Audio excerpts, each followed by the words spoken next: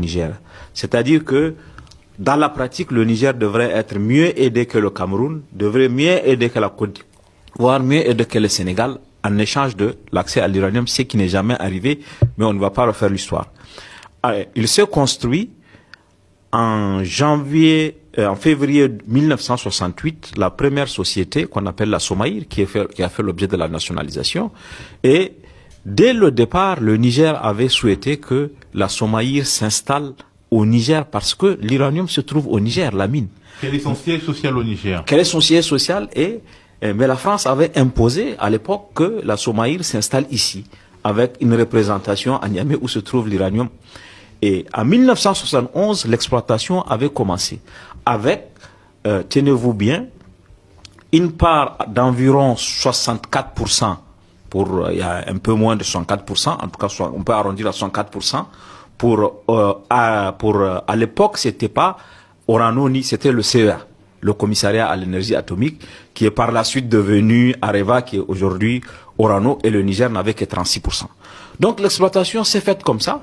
Et pendant une longue période, dans le communiqué, il est dit, c'est la France, Orano, Areva, qui vendait la part du Niger. Et que c'est à partir de la création de la Sopamine par le président Tandja que le Niger a repris main sur la part qui lui on était dans les années 2000.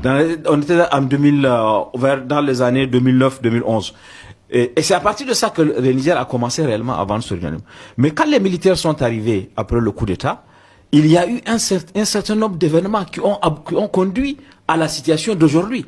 Qu'il y ait une attaque ou pas, il y avait cette perspective de nationalisation parce que il y a une volonté dans l'ensemble de l'AES et au Niger aussi de reprendre l'AES des États du Sahel, de reprendre la main sur les mines en termes de souveraineté, parce que les rapports avec les multinationales étaient des rapports totalement déséquilibrés et les contrats étaient des contrats léoniens.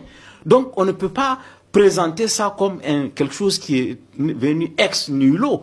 Il s'agit d'un processus au cours duquel le Niger a cherché à rééquilibrer des relations qui sont des relations absolument déséquilibrées. Est-ce qu'il est normal, je le dis à vous, Théophile Kouamo, je dis aux téléspectateurs qui nous regardent, que le Niger soit aujourd'hui dans une situation où le taux de personnes qui ont accès à l'électricité est moins de 30%. Alors qu'il a produit pendant 50 ans de l'uranium qui a servi à électrifier la France, puisque la France, son électricité est principalement d'origine nucléaire. Donc, la France aurait pu accompagner le Niger dans son accès à l'électricité, dans son accès, dans le transfert de technologie.